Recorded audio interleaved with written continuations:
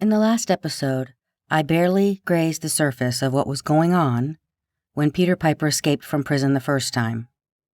But I think it's important to delve a bit deeper and explore what was happening in Lake County around that same time with the community and the sheriff's department, so you understand how a violent offender was so easily able to walk away from prison. Well before Sheriff Blevins' legal troubles around the mishandling of county money, which would eventually end with him losing his next election as the Lake County Sheriff, there was an officer-involved shooting that brought the racial tensions within the community to a fever pitch. The opening paragraphs in a Detroit Free Press article dated October 21, 1984, reads as follows. Lake County Sheriff Robert Blevins, who calls himself the Bulldog, was in snarling form. During an interview, he had referred to the county prosecutor as a wimp.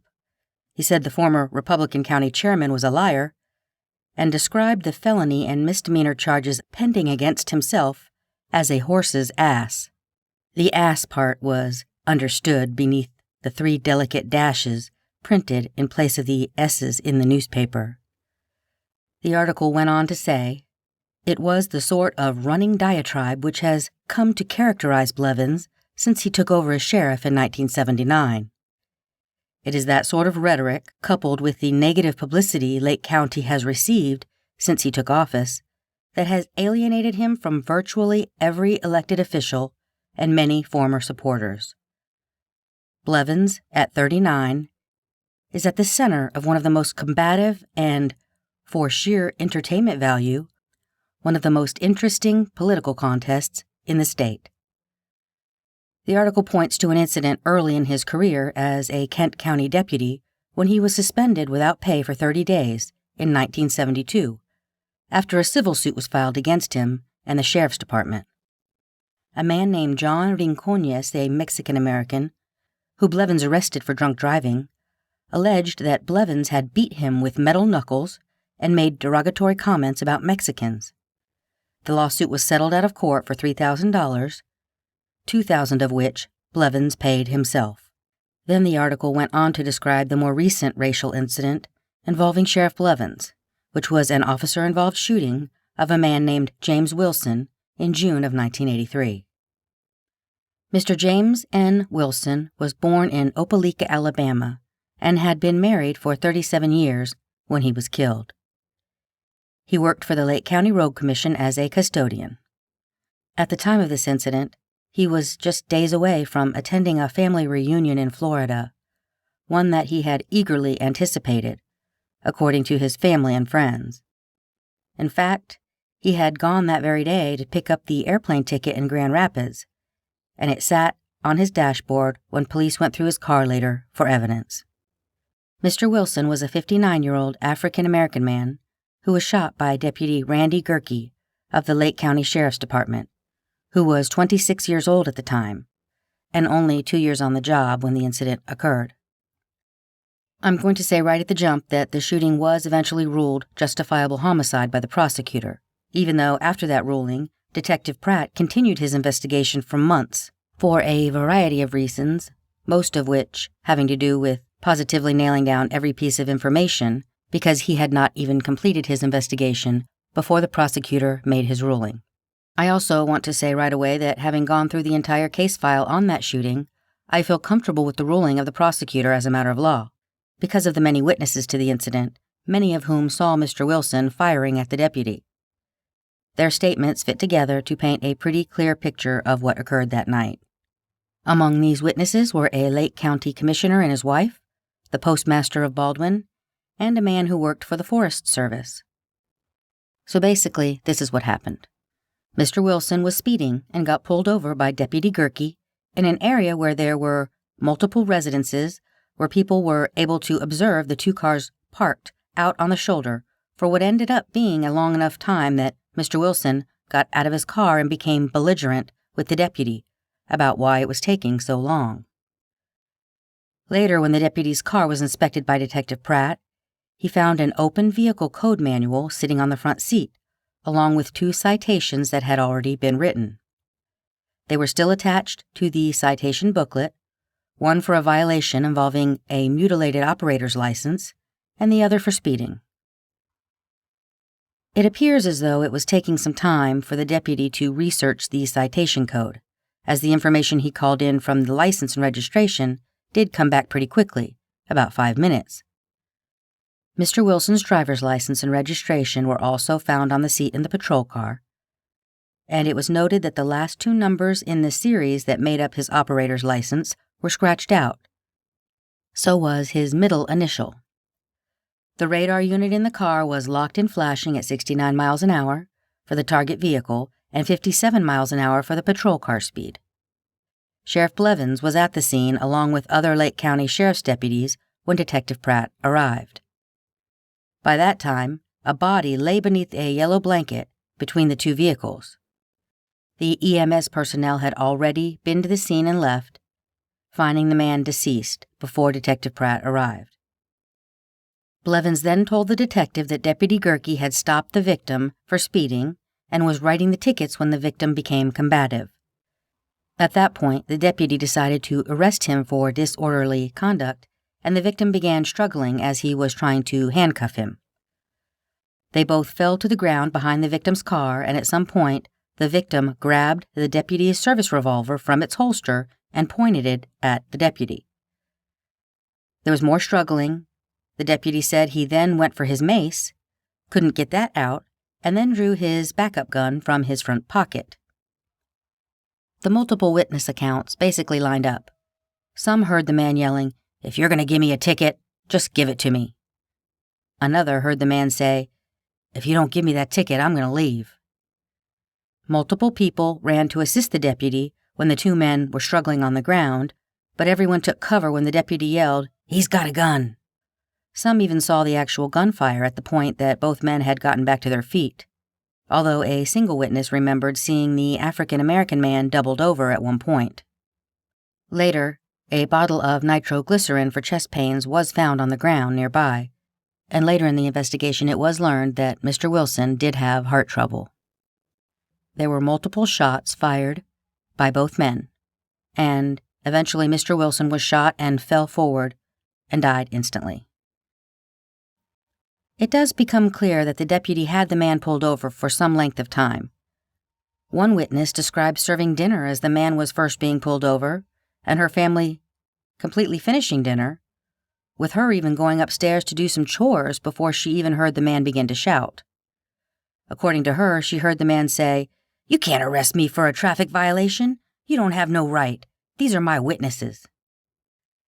Presumably, Mr. Wilson began pointing to the people who had started coming outside to see what the fuss was about. Another woman who had come with her husband to one of the nearby homes recalled seeing the man shouting obscenities at the deputy while he was in his patrol car, and then being ordered to go back to his own vehicle. She observed that as he was walking back to the car, the deputy exited his patrol car and at that point told him he was under arrest. Officer Gerke would say that he only got out of his car after the man had started back to his car but had turned back around and come back toward the patrol car. The next thing this woman knew, her brother and her husband were running toward the scuffle and 2 men were on the ground. She said the deputy was on top with his knee in the man's chest, and she heard one of them say, "Help me," but she wasn't sure if it was the deputy or Mr. Wilson. Then, by her account, the men were up off the ground again and they were shooting at each other. There isn't any debate about the fact that Mr. Wilson grabbed the deputy's gun and pointed it at him. So from my perspective, that is a clear, justifiable homicide. You can't grab a cop's gun, point it at him, and expect to come out of that interaction alive. Now, I have a whole lot of feelings about the use of excessive force and officer-involved shootings where the victim is unarmed. But this was not that type of situation. There was, however, as you would expect, a lot of community speculation afterward about whether the gun had been planted, given the deputy had 2 on his person and they weren't privy to the fact that both weapons were traced back as being registered to Deputy Gerke. Neither was a random plant weapon, and multiple witnesses actually saw Mr. Wilson pointing the gun at him and firing after the struggle on the ground had occurred. There were also 2 vodka bottles found inside the car, and those would become an interesting part of the investigation for a couple reasons.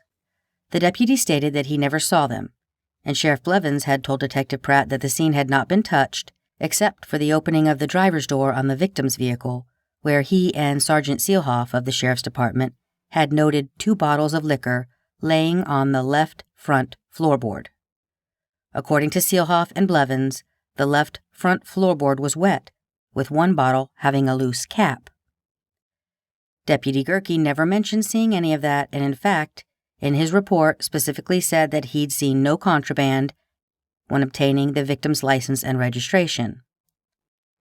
This is further supported by the fact that no field sobriety test was ever initiated, nor were any citations written for DUI.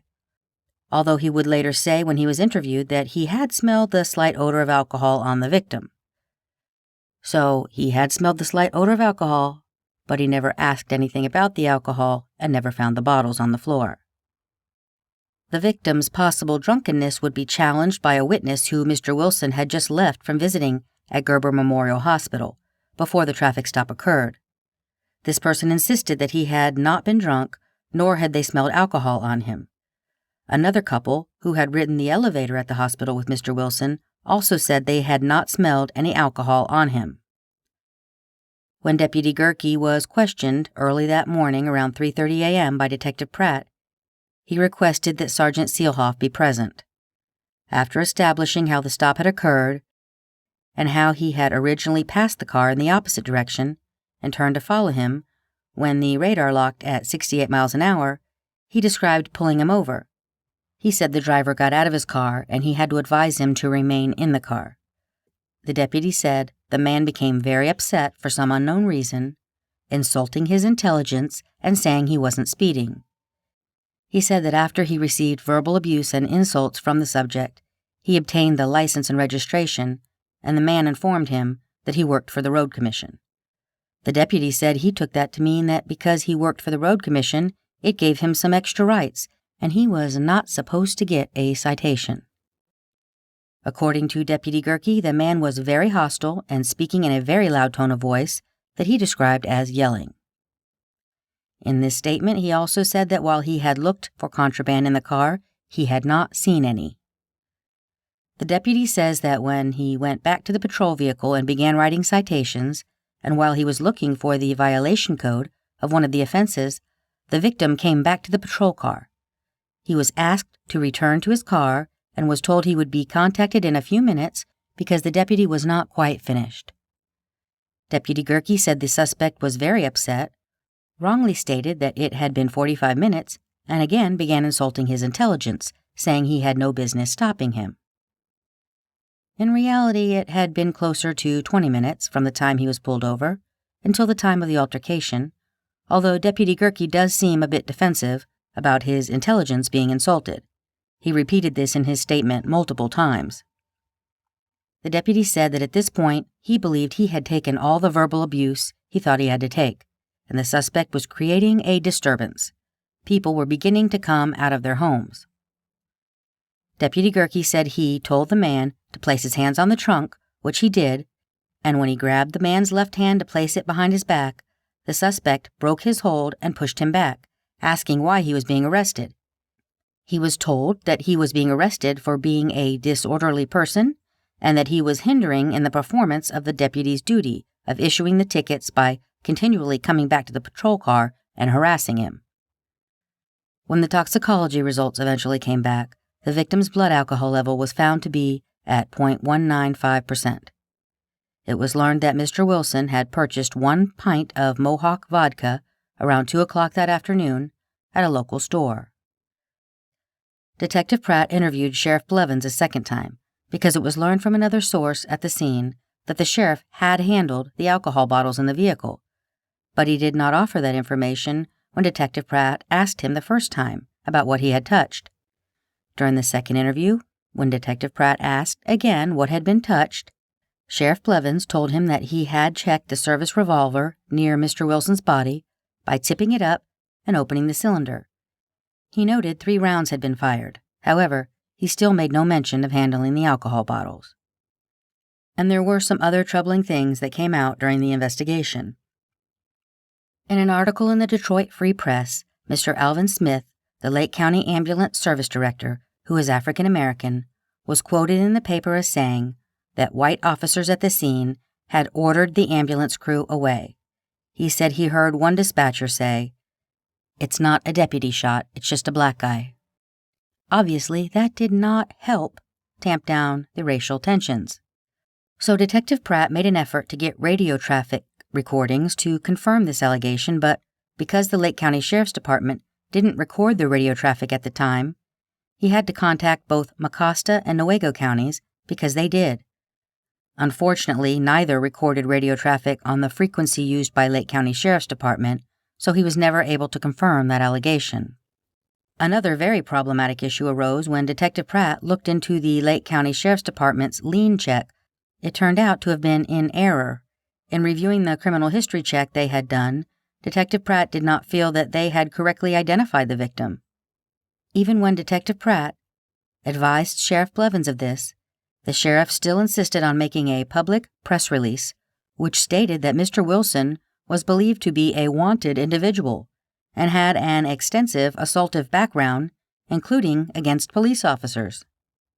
While I suspect that early press release was to mitigate the damage of the public's perception of the officer-involved shooting, it ended up being false information released by the Lake County Sheriff's Department and only made the situation worse.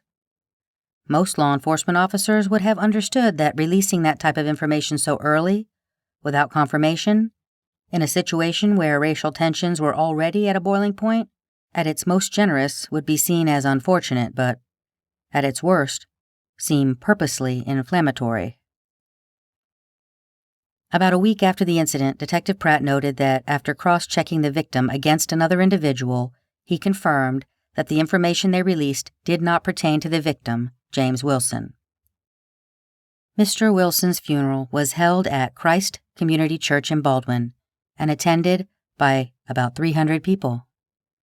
Detective Pratt made contact with the Black community leaders prior to his funeral to get their feelings regarding any future problems that might arise. He was doing his best to bridge the gap between the community and law enforcement. At the time, the Black community leaders requested the Sheriff's Department not be present or visible at the funeral, and that Michigan State Police handle the traffic in the area for the large crowd. So instead of the Lake County Sheriff's Department handling it, 2 state troopers were assigned to traffic detail that day.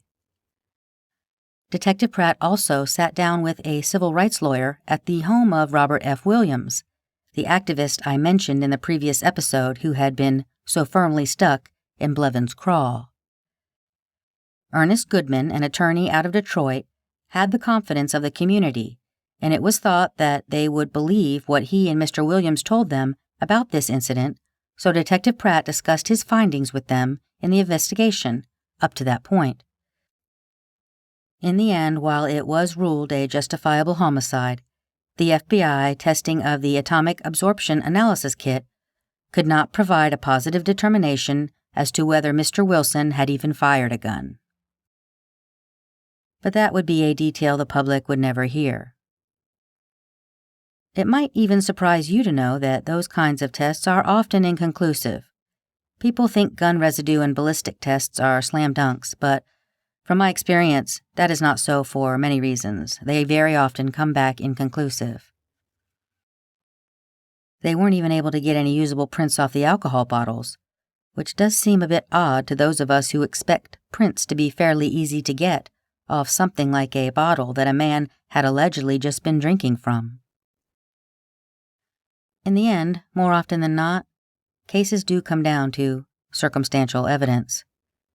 Witness statements, particularly when they can corroborate one another, timeline information, and the stuff of good old-fashioned police work, knocking on doors and listening to what everyone involved has to say, and then putting it all together and using the physical evidence found at the scene to support the findings. While the case was ruled by the prosecutor as a justifiable homicide on July 21, 1983, Detective Pratt would go on to continue his investigation for months throughout that year. The FBI had also been conducting an investigation into the civil rights violations being looked at by the State House Civil Rights Committee. While nothing was found at issue with the shooting, the committee did find the mishandling of the public money for which Sheriff Blevins would eventually be charged. They also made some recommendations regarding officer training. It is interesting to note that Deputy Gerke resigned in September, 2 days after Detective Pratt had interviewed him for a second time.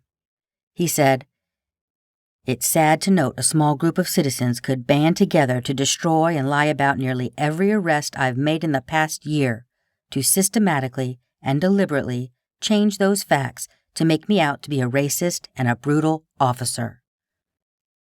In his police report, Detective Pratt wrote, "It is unknown what prompted the resignation of Randolph Gerke. However, Sheriff Blevins was quoted in the Friday, September 9th edition of the Grand Rapids Press before the task force that, quote, 'I don't intend to fire him, but I feel his career in law enforcement is over. I feel that very shortly I will have his resignation.'" I covered this officer-involved shooting because it contains a story within a story, which are both nested within the story of Peter Piper. Not unlike those Russian nesting dolls where you open one up and another pops out. Exactly 1 week after the officer-involved shooting, and the day before Mr. Wilson's funeral, a curious incident occurred. It's mentioned in Detective Pratt's police report of Mr. Wilson's case as follows. On July 5, 1983, in the late evening, Sheriff Robert Blevins, while responding as backup unit in his marked patrol vehicle, was allegedly fired upon with a shotgun while traveling west on US 10, west of Spruce Street in Cherry Valley Township. It is unclear whether Sheriff Blevins, who suffered an injury to his upper left arm, was struck with shotgun pellets or flying glass from the driver's door window when it was blown out. It is not known if the alleged racial tension brought on by the fatal shooting of Mr. James Wilson was the cause for the shooting or if it was an opportunist. Months later, this is how the Detroit Free Press would describe the incident. He said shots were fired at him and he was grazed in what he characterized as an assassination attempt. No suspects were arrested. Many people were skeptical of the sheriff's account. A state task force was called in to investigate after the shooting of Wilson and the purported assassination attempt received statewide publicity. I would like you to hear Sheriff Blevins' account, excerpted from his biography, before I give you Detective Pratt's findings. "I worked until around 10 p.m., then headed home on US 10, driving my black and white patrol vehicle, the Dodge Ram. I was in full uniform. As I approached the village of Chase, a call came over the radio from a deputy who was involved in a high-speed pursuit of a motorcycle. This was taking place behind me on US 10, but they were coming towards me. As I swung my vehicle around, I radioed out, 'I'm turning around and headed in your direction.' The deputy was soon back on the radio. 'He's abandoning the motorcycle, headed into the woods on foot. Don't pursue him by yourself. Wait till I get there.' On my way to assist the deputy, in my rear-view mirror, I noticed a vehicle gaining speed behind me. Its headlights were being flashed off and on. Obviously, someone was trying to get my attention. I had been going at a pretty good clip to aid the deputy. Now I slowed down to see what these folks wanted. From the mirror, I determined that it was a van or a pickup truck, as it had the orange teardrop clearance lights on the roof. The vehicle was almost abreast of me. I quickly turned my head to the left to see what they were trying to get my attention for, and at that instant, there was a loud bang, an explosion. I thought they had driven too close and clipped my car. The next thing I knew, I was going off the road and had this sensation in my arm and my body like being touched by a hot furnace poker. I quickly realized that I had been shot. My vehicle was going off the road and I couldn't control it. Down into the ditch, then back out again, through some trees, and finally, the patrol car came to a dead stop against a good-sized tree. The vehicle on the road stopped, then the brake lights went out, and the backup lights came on. They were coming back to finish the job. My windshield and the side window glass were both blown out. I should have called on the radio, but the only thing I could think of was getting out of the car and into the woods, an environment that could offer me some concealment. I grabbed the shotgun from the rack, left the vehicle, and headed into the woods. The shotgun held enough rounds to hold them off for a little while, but if I ran out of ammunition, I would be at their mercy. It was dumb not to call for help on the radio. No one knew I was out there.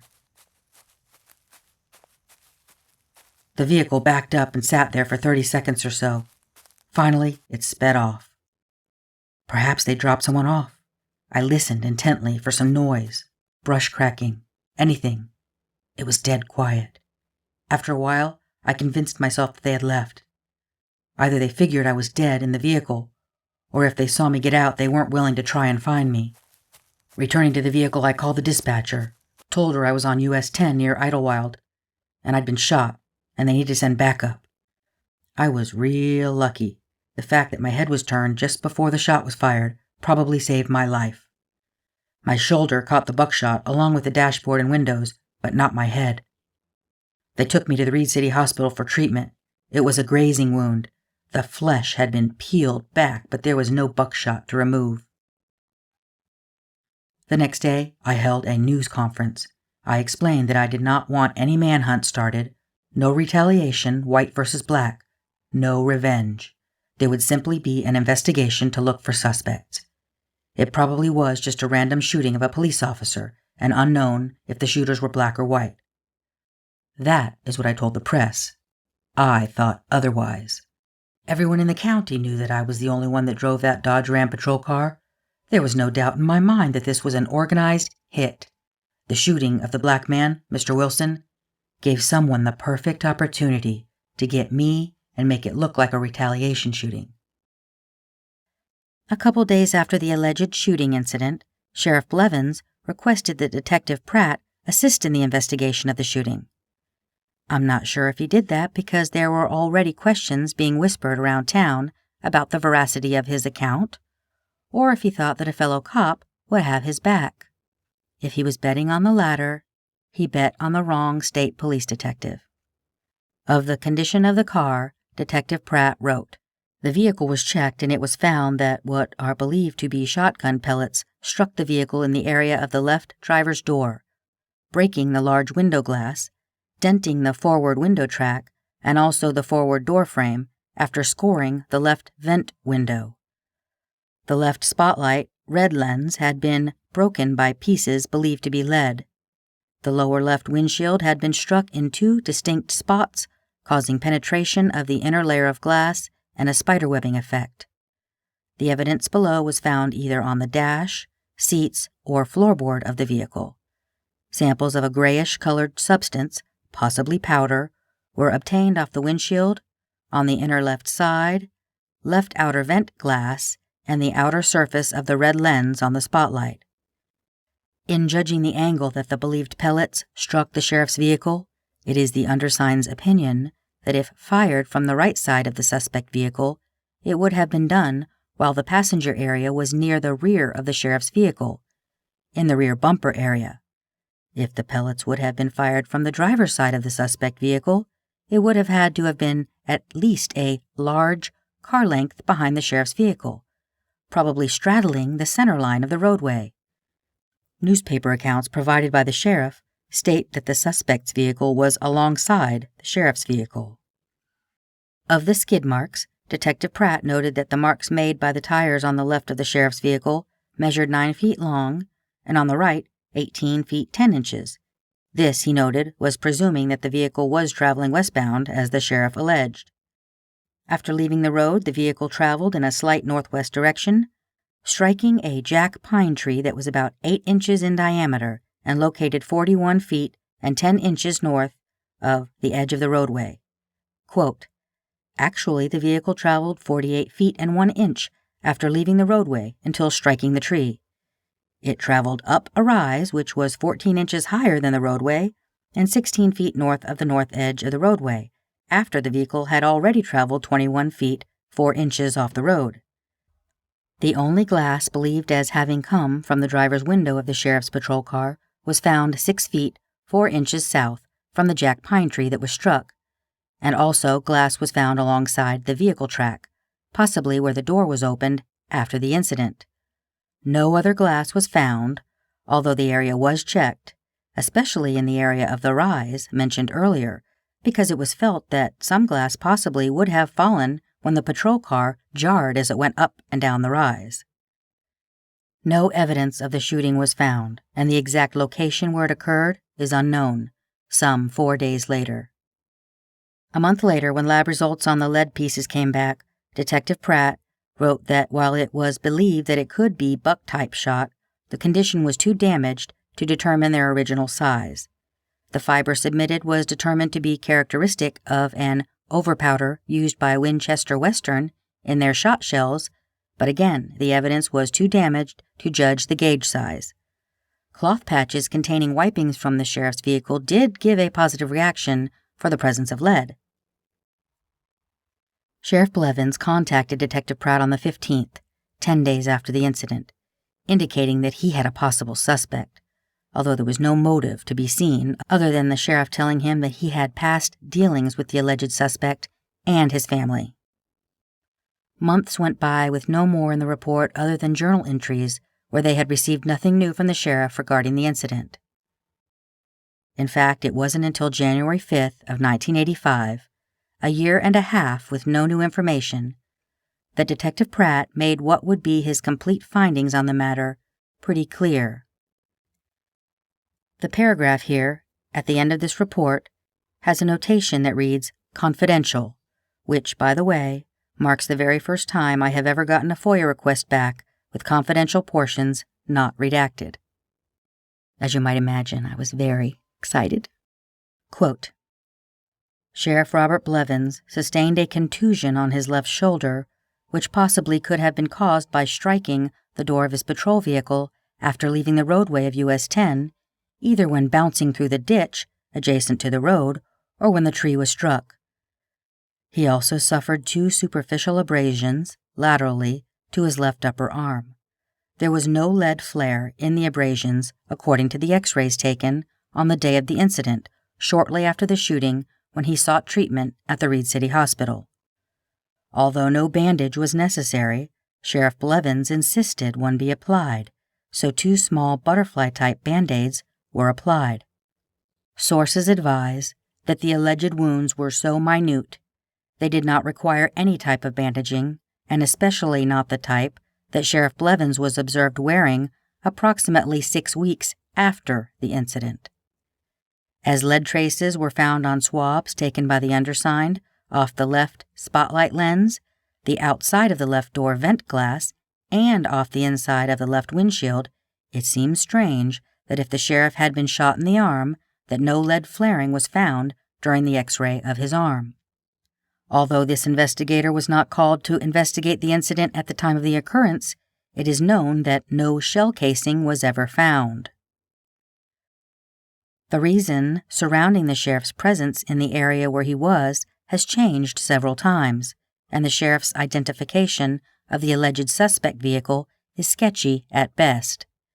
The skid marks allegedly caused by the sheriff's patrol vehicle when it left the roadway after the assault did not, in this officer's opinion, compare with a vehicle traveling at the speed the sheriff alleges. The alleged speed of the patrol vehicle was not consistent with an officer, allegedly, going to back up an officer who was in trouble, as is one of his allegations. In addition, the sheriff's vehicle was equipped with a 12-gauge riot shotgun. Further, the sheriff's department's normal 12-gauge ammunition is Winchester Western double-aught buckshot, the brand type of the wadding found inside the sheriff's vehicle after allegedly being fired upon. The gun had been turned over to then Under-Sheriff Joe Kuhlman at the alleged shooting incident. Kuhlman advised that the gun was never checked to determine if it had recently been fired. From how the shotgun pellets struck the sheriff's vehicle, it doesn't appear that if the vehicle was occupied at the time of the shooting, that it was a direct shot being fired at the driver. Also, the sheriff never appeared upset at the time of the shooting incident, at the scene, or later, according to sources. This behavior is unlike him. From sources around the sheriff after the incident, he lacked interest in the pursuit of determining who his attacker or attackers were. Anyone who knows the sheriff knows this behavior is very unusual. Where it cannot be said that the shooting incident did not occur, due to the surrounding circumstances, it tends to leave doubt in one's mind. Final disposition closed. May open later if requested by complainant. But racial animus and questionable assassination attempts weren't even the only pots boiling on his stove at this point. Blevins also alleged that he had found a tape that the aforementioned Joe Kuhlman had made of a conversation between himself, another of Blevins' former undersheriffs, Bruce Finch, and a former deputy, Todd Cheney. Blevins described Cheney as having an axe to grind. Quote, Cheney was another real fine investigator. He was responsible for solving numerous cases and just seemed to keep improving in his ability. There was only one problem.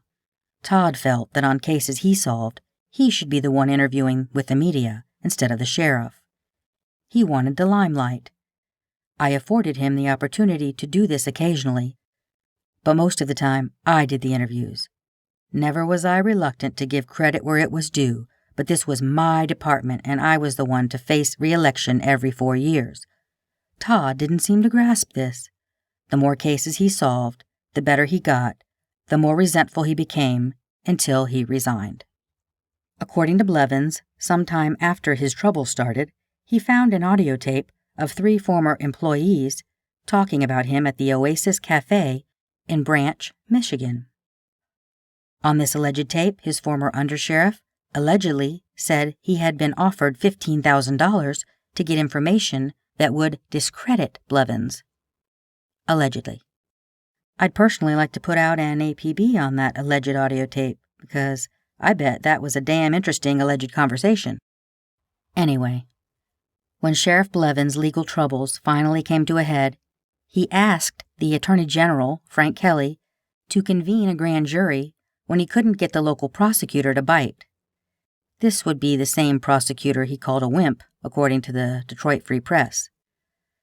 Blevins continued to allege that there was a local organized crime problem, so he enlisted a man by the name of Vince Persanti, who was head of the State Organized Crime Task Force, to appeal to A.G. Kelly on his behalf. After reading the prepared grand jury proposal that Blevins had brought him, the state attorney general sighed and said, Gentlemen, do you realize everything you're asking me to do here is of a political nature? This looks like a Republican sheriff trying to eliminate his Democratic opponents. There's nothing concrete here, nothing that I can move forward with. A week after that meeting, Sheriff Blevins would learn that the Attorney General was already conducting an investigation. Only that investigation was of him. I know it's taken us a while to get here, but this backstory is important in considering the evidence to follow. All of this was the backdrop against which Lake County Sheriff Robert Blevins allowed Peter Piper to escape from his jail. Yeah, remember him? We haven't even gotten to the double murder he committed while he was on the run, or the assaults on the prostitutes, but now you have a crystal clear picture of why Blevins may have been distracted in December of 1983 when Peter Piper escaped. But the icing on top of his often less than believable biographical accounts is what Sheriff Blevins said about Peter Piper in his book. Quote, Another inmate whom I will always remember is still in the prison system. He was convicted of assault and rape when he was 17 years old. Having served 20 years, he was an adult when I met him. His attitude really impressed me. Committed to straightening out his life, he was very intelligent and extremely trustworthy. Being a high-category trustee, he had access to the whole department and prison grounds. Responsible for changing the oil, cleaning and washing the patrol cars, he handled all the car keys, even those of our unmarked car. The man could have walked or driven away at will. Only at night was he locked up. When his parole request was reviewed, there was so much negative feedback from the community where he had committed the crime as a teenager, the parole board turned him down. After this happened, he came to my office one day with a request. I want to be locked up here or return to prison. Why? I asked. If you don't send me back, I'm going to walk away. Sometimes the prison system is not real fair. I'd seen murderers who had entered and been released in much less time than this man had served. I called a state prison representative. The answer was no, he's a low-risk prisoner, and that status will not change no matter what he says. He can't return to the prison, and you can't lock him up all the time. This response I relayed to the prisoner. One of this prisoner's duties was to push a candy cart between the cells each day. The inmates could use up to $2 a day of their money to purchase some snacks to eat or buy cigarettes. The cash box could easily contain $300 to $500. There was an envelope in the cash box at my door one morning. In my office, I opened the envelope, reading the note inside. "Thank you for treating me like a man. As much as I could, I enjoyed being in your jail. As the parole board could not see fit to release me, I told you I would walk away, and I did last night. I could have taken the unmarked car and been in Florida by the time you got to work, but I didn't. All the keys are in the cash box, along with the $500 cash and a current inventory from the candy cart. I could not and would not take any money from that cart, knowing that you'd be personally held accountable for it. I've only taken my property. Good luck." Below, he signed his name, Pete. I called the prison system and told them of the walkaway. There was no breakout, just a walkaway. Deep down in my heart, I hoped he would not get caught. That there would be a new, happy life. However, after 2 years or so, he was caught and returned to Jackson Prison, where he still resides. Peter Piper essentially told Sheriff Blevins that he was going to walk away from the facility if he wasn't locked down, and then he did just that. I wonder how much of what happened when his trustee escaped still weighs on Blevins, if anything. And when all is said and done, and history recorded the matter, did Sheriff Blevins regret uttering this line? Deep down in my heart, I hoped he would not get caught, that there would be a new, happy life. This episode contains descriptions of sexual encounters that Peter Piper had with prostitutes, as well as vulgar language quoted directly from police reports. This material is not suitable for children or adults who are uncomfortable with discussions of a raw sexual nature. Please do not listen if hearing the details of what prostitutes encounter on a daily basis is something you believe you cannot handle. I have not made an effort to tone down or soft pedal the material. It is what it is, and you have been warned. Jesus said to them, "Truly I say to you, the tax collectors and the prostitutes go into the kingdom of God before you." Now, I'm not usually one for quoting the Bible, but I think this chapter in the history of violence perpetrated by Peter Piper perfectly illustrates that scripture. Would it surprise you to know that prostitutes were, in the end, the ones responsible for getting Peter Piper put back where he belonged? Well, prostitutes and the cops who believed them when they reported the violence that they all encountered from the same John. I don't think it's a stretch to imagine how police could have ignored their stories, given what they do for a living. We as a society often devalue the lives of people that we believe don't live in a way that conforms to our personal standards. It's also another way that we blame the victim. Let's be honest, society generally looks down on women who take money for sex. But you'd be surprised at how often they're involved in helping identify criminals, which, in turn, keeps the rest of us safe. This is because they're out there on the street every night, they see who's passing through, and are often targets themselves for sexual predators. Now, I'm not here to say that prostitution is a noble venture. It is what it is, and there are all sorts of reasons why women end up doing it. I'm merely suggesting that the profession is inhabited by humans who, like the rest of us, are generally just trying to make it through another day. What I do know is that Peter Piper had a predilection for non-consensual sexual interactions, regardless of who the female was, and what she did for a living. That was part of his MO. Everything I've read about the man suggests that he got something out of scaring women and forcing them to have sex with him. Peter Piper liked violence, and he liked instilling fear. He literally got off on it. So I feel like we all owe this scrappy bunch of women a debt of gratitude. They certainly appear to have been way more successful in the short time they came into contact with Peter Piper than the jailers in Lake County who allowed him to escape in the first place. The true irony here is that it doesn't appear that Piper ventured very far. It looks like he spent most of the 2 years he was out of jail right under their noses. During this time period, Piper preyed on women who worked the streets in a very contained area of about a 10-mile radius, and it was also very near where he assaulted Mary almost 2 decades earlier. He was clearly a creature of habit.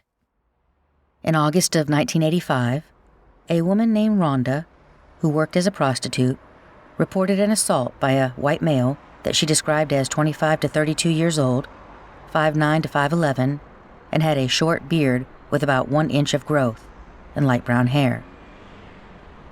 His M.O. was pretty specific.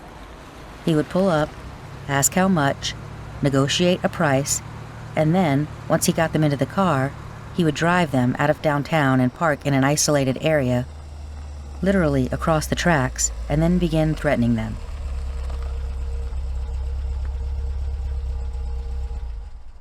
"Suck my cock or I'll kill you."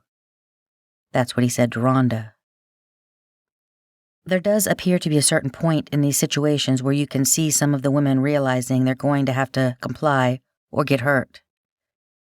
Rhonda feigned compliance, and then she bit him. Of this, the police report says, quite eloquently, the white male did not agree to the discomfort. The teeth were embedded in his penis. He then began hitting Rhonda with his fists. Rhonda got out of the car and the white male fled.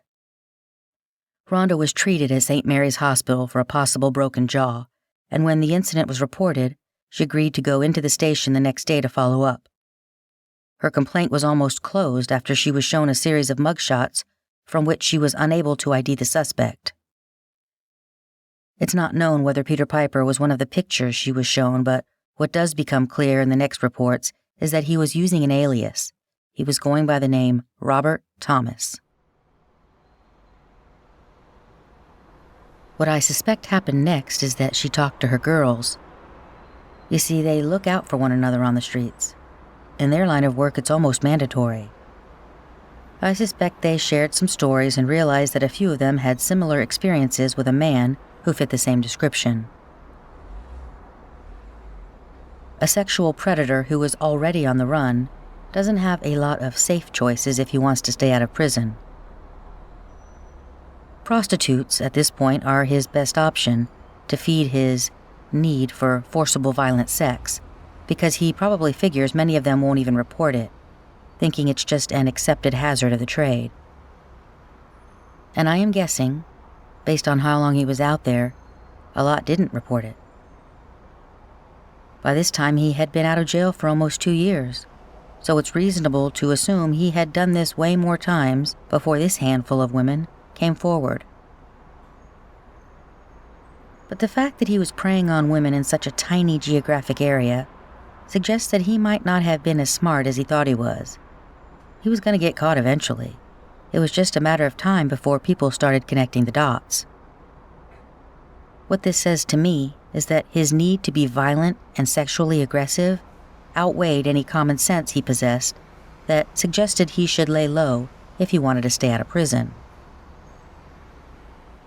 No, I think Peter Piper needed this. He needed the violence. He needed to instill fear. He needed to abuse women and force them to have sex. And it was a need that he would continue to feed over and over again. He needed to feel in control.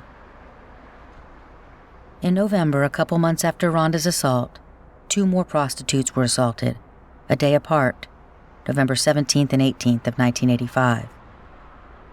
A young woman named Kelly was standing on the corner of Putman Street and Division Avenue at around 1:30 a.m. on the 17th, when she was approached by a white male driving a 1978 Chrysler LeBaron, 2-door, white over blue. "What'll 40 get me?" he asked. Kelly got into the car without answering, then suggested that they go to her room at the Beltline Motel on 28th Street. Piper refused. He said he didn't want to go to her room because he was afraid of being caught by police. It was an answer that he routinely gave when prostitutes suggested an inside location. He always brought his victims to an out-of-the-way spot, very much like the spot that he had brought Mary 20 years earlier. In this case, he drove to a nearby dirt road that ran parallel to a railroad track near a lake, known to locals as Pimple Lake. It was an industrial area just outside downtown. When he ordered Kelly into the back seat, she told him she wanted her money first. "You're not getting any money, but I'm getting what I want." "Take me back," she demanded. Piper refused and told her he had a gun, and then again ordered her into the back seat where he would force her to perform oral sex. When she finished, she demanded to be taken back, but Piper grabbed a long flashlight and forced her legs open, examining between them. And then he reached beneath the back of the driver's seat and pulled out a large white vibrator.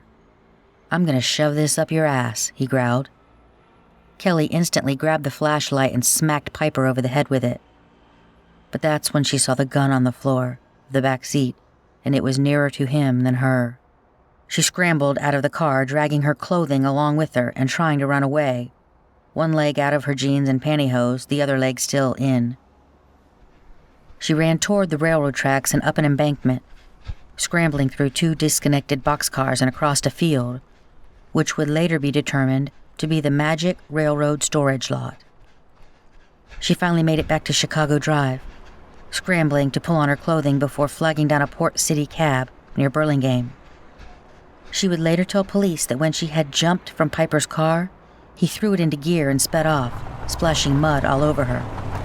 Kelly believed that the only reason he didn't come after her was that he had completely removed his jeans during the interaction and had taken time to put them back on before he tried to pursue her, and that's what enabled her to get away. The very next night, Piper was at it again. He would take Loretta to the exact same location near Pimple Lake. It should be noted that this location is just minutes away from where Mary was assaulted. The area near Pimple Lake was accessed by a gravel road, and it was also wooded, out of the way, where he would essentially have the women as his prisoners. If they screamed, nobody would be near enough to hear them, particularly at that hour. Piper had approached Loretta near the same area as he had approached Kelly, on the same corner around 1 a.m., his preferred prowling hour. This time, though, he approached on a motorcycle. The two agreed on a price of $45, and he paid Loretta, but he only did that after they went through a generally understood song and dance, whereby both could assure one another that they weren't a cop. This involved him touching her breast and then showing her his penis. Piper told Loretta that his car was on 28th Street nearby, so she hopped on the bike and he headed to a residence. When they stopped, they got off the motorcycle and he unlocked the car. Loretta got in as Piper put both of their helmets into the trunk of his car, which was described as a medium-sized blue and white vehicle. He also removed a pair of coveralls that he had been wearing. But something about his demeanor at this point made Loretta ask him to take her back downtown, where she felt comfortable. He simply responded, "Okay." They headed back downtown and even stopped at a convenience store for cigarettes.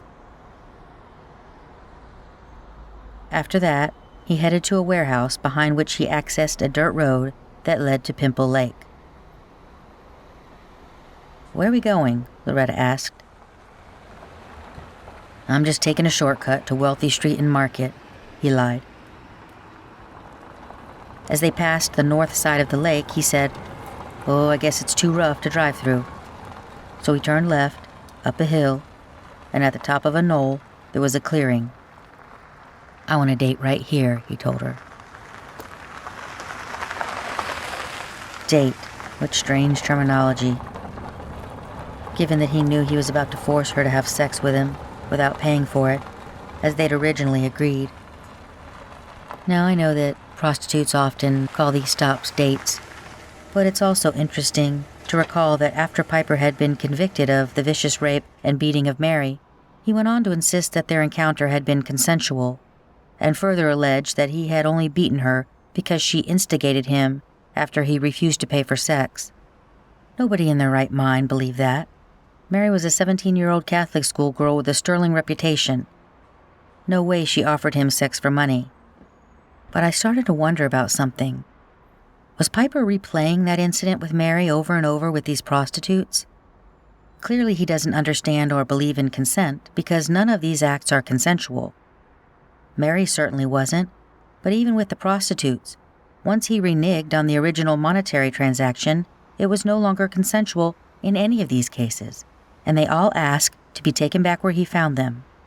Then he forces the issue in every instance. It sure feels to me as though Piper is reliving the event with Mary through these encounters with prostitutes. He picked them all up in a vehicle from a corner just like Mary. He took them all to a wooded, out-of-the-way area that looked a lot like where he took Mary, and once they demanded to be taken back, just like Mary, he got violent with every one of them. It's almost like he's constantly trying to prove, in his own mind anyway, that Mary caused her own beating. And he's doing this by continuing to force the prostitutes to defend themselves once he tells them he won't be paying. Just some weird, convoluted way of him trying to continue to justify his assault on Mary, at least in his own head, by role-playing the same scene out over and over with the prostitutes. Common sense would say that if you want to have sex, but you'd also like to remain out of jail, you fork over the $40 and do your business. You don't keep engaging in risky behaviors that might land you in more trouble. It's almost as though he needs that risk, and his psyche needs to keep proving to himself, if nobody else, that it's the women who are to blame for what he's dishing out. Loretta says that once he had parked the car for their date, he asked her if she had ever been busted by cops. When she said that she hadn't, he freaked out, and then he accused her of being a cop. When she reminded him that she had just proven she wasn't before she got on the motorcycle by letting him touch her breast, Piper then said, "Well, guess what?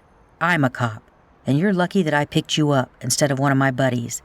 They would have fucked you, and you would have gone to jail too." "I got my gun right here," he said, and then he patted his hip. Piper took her hand and made her feel it, and Loretta later told police that she felt the handle of a gun.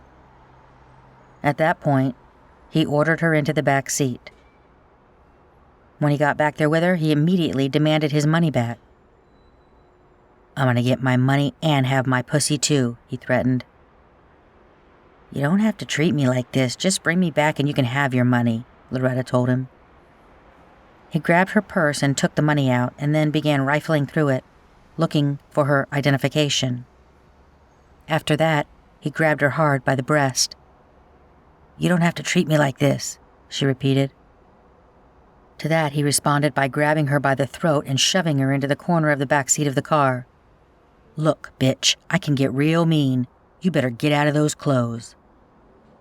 He was holding Loretta there by the throat with one hand and pulling her clothes off forcefully with the other, in the exact same way that he had done to Mary. Also, like Mary, Loretta began to comply due to him choking her. She started helping him undress herself, hoping that he would let up on her throat. When he noticed that she was wearing a panty liner, he said, "You're not on your period, are you?" She said no, and then Piper ripped it off of her underwear and tossed it out the window. Later, when they returned to the scene, police would collect the panty liner as evidence. At this point, Loretta said that Piper grabbed a long flashlight and forced her legs open, inspecting her. He told her that he was checking for diseases. Presumably, he was comfortable with what he saw because he then took one leg out of his pants and forcibly had sex with her. According to Loretta, he kept asking her to kiss him during this time, which is utterly disturbing given the context and his earlier use of the word date. Afterward, they both put their clothing back on and she asked him to take her back. "I told you I will and I will," he said. They traveled back by the warehouse in the same way that they had come. "Yeah, you're lucky my buddies didn't pick you up," he repeated, still pretending to be a cop. "You'd have been fucked and gone to jail too." Loretta tried to assure him that she wasn't going to make any trouble for him as they drove. She just wanted to get out of this alive, given she knew that he had a gun, and at this point he seemed the type who wouldn't hesitate to use it. "Why do you do this?" he asked. "I got friends that could give you a job." Loretta didn't reply. Then he asked her if she had a man. She told him she didn't. She was from out of town. As they approached the area where he had originally picked her up, he warned, "You yell or scream and I'll run you over when you get out." As he pulled to a stop, Loretta opened her door. She quietly slipped a utility knife out of the purse that was on her lap and hid it in her left hand as she leaned in, pretending to go in for a goodbye kiss. As she leaned closer, Piper said, "You better watch out now and not get picked up by any more cops." Unfortunately, the click of the blade sliding out was loud enough for him to hear. As she swung the knife at him, cutting his shirt in the lower right portion near his abdomen, he put the car in reverse, throwing her off balance. Loretta fell out of the car as he backed all the way down the street, onto a cross street, then jammed the car into forward gear and fled the area. This, I imagine, was to keep her from seeing the license plate on the rear of his car. Now, Loretta, she knew some of the local cops, and she was not about to let this go, so she went directly to the Acapulco Cafe on South Division, looking for Officer Ingalls, a law enforcement officer that she knew, but she ran into 2 other officers who told her that he was off for the night. So Loretta left, and then she met up with a male friend, who went with her to retrace her steps, going back to the residence where Piper had dropped off the motorcycle and picked up his car. She copied down the address of the house on 44th Street. Piper's car was parked outside, so she jotted down the license plate number as well, both of these on the back of a Michigan Con gas bill, which she would eventually turn over to police. Then, in a further ballsy move, they began blowing the horn on their vehicle, hoping that someone would call the cops so they could report the incident. They laid on that horn for about 20 minutes, but nothing happened. It wasn't until 2 days later that she was finally able to get in touch with Officer Ingalls, who it appears had a working relationship with the women on the street, enough that they trusted him with information. Loretta relayed her story and turned over the address and the license plate. She also described the shirt that Piper had been wearing as flannel with red and white and blue plaid, mixed with some black and brown. It's at this point that the officer appears to correlate her attack with the attack on Kelly the night before hers, based on the description of the car and suspect, as well as an area that both had been taken to when they were assaulted. Both Grand Rapids and Granville police departments met to go over the crime scene, after which a search warrant was issued by the prosecutor, based on the fact that these assaults were being committed with the use of a deadly weapon. At the residence on 44th Street on November 25, 1995, Peter Piper was taken into custody. The report reads, "At 21:36 hours, we arrested a suspect, Robert Thomas, for criminal sexual conduct. The suspect's real name is Peter Piper, who is wanted for a prison escape. He was arrested and taken immediately to city lockup. Peter Piper is a suspect in several CSCs in our city, and it was reported that he used a pistol. At the address in Granville, Michigan, in a room in the northeast corner of the basement where Piper had apparently been staying, they found a pipe bomb, 1 Grand Rapids Press bill in the name of Robert Thomas, a pair of army fatigues, and a monster mask that they believed had been used in an armed robbery of a 7-Eleven store at the corner of Michigan and College Streets. They also found a black attaché case containing 1 flintlock pistol and some shells, and a flannel shirt consistent with the one described by Loretta, bearing a cut in the lower front portion of the shirt. A search of Piper's car was conducted, and the following items were found: 1 pair of green coveralls with a red liner and a long flashlight. One strange item of note was the white vibrator he threatened one of the victims with. After further investigation, another search warrant was issued days later, specifically for, quote, white vibrators with long ridges. That's vibrators, plural. They'd apparently received information from someone who sounds as if they had an intimate relationship with Piper and had to have been aware of the contents of his bedroom. The warrant was served to the owner of the home where he lived, and she directed the police to a downstairs bedroom. The vibrators are downstairs, the woman said, in what has to be the oddest exclamation in the entire report. When they reached the room, the woman retrieved a brown cardboard box from beneath a large pile of clothing that was stacked in the corner of the room. The evidence report described it as follows: 4 individually wrapped white vibrators with long ridges. I can't imagine what necessitated the purchase or procurement of multiple vibrators. Perhaps you guys have some theories. Maybe they were a gift. Who knows? Also of interest, in the glove box of the car he had been driving, they found a checkbook for an account under the names Robert Thomas, Piper's alias, and a woman named Donna Lutkiss, as well as a check stub from Von Solkema Farms, which was dated September 25, 1985. They also found a birth certificate in the name of Robert Kenneth Thomas. It seems as though Piper had managed to either forge or obtain a false birth certificate and had worked under the name for at least some period of time. The woman listed on the checkbook information was also listed, along with her brother, on the affidavit which eventually released the car from impound, having been signed over by Peter Piper to them after his arrest. Pretty amazing, the jail absconder had been able to rent a room, either himself or with a female friend, set up a checking account with her, was gainfully employed, at least some of the time, and spent his nights preying on prostitutes in the Grand Rapids area. In the accompanying documents, we also learned that another prostitute was assaulted by Piper. A woman named Sandra recalled Piper picking her up on Division and LaBelle, saying that he would pay her $50.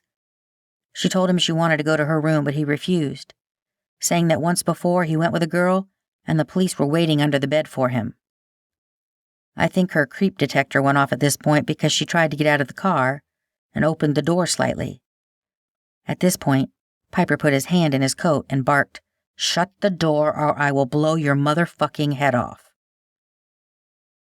This woman noted that she had wanted to get out of the car because, after he said that, he grabbed her breast and twisted very hard, then grabbed her between the legs and pulled at her vagina roughly.